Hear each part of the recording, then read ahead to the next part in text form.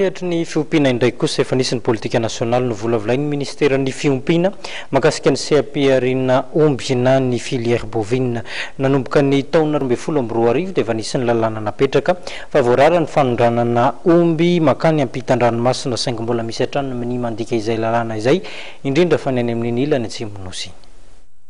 Na fitantanam-bolam-panjakana dia efa natomboka efatry ny ela izy io fa tsy hoe rehefa tonga ilay vaovao dia zay vao no fanarenany fa ratsy daholo kirony teo fa matotsika afaka miaina sy tsy tapaka mihitsy ny karama dia anatin'ny fitantanana mahomby sy mangarahara isika satria mbola tsy nisy mihitsy fotoana ka hoe tsy naloavana karama fanjakana raha ny amin'ny afrikana tany afrikana tany fantatsika ny tantara na européana azy Grèce ohatra Espagne amin'izao fotoana zao Italie teo dia tena nanana fahasairanam-be nefany isika dia tsy mba tahaka an'izany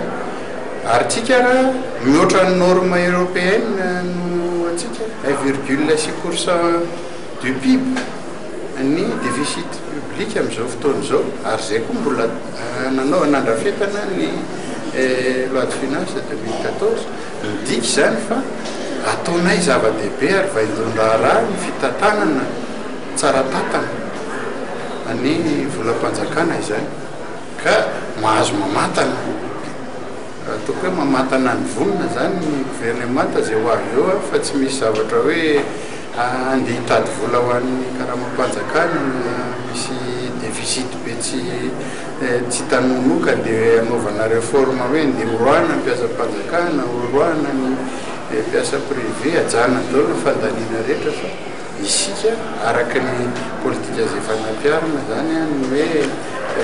fitantanana mahomby dia afaka mandray vonona zany ny gouvernement ho avy amin'izay fitantanana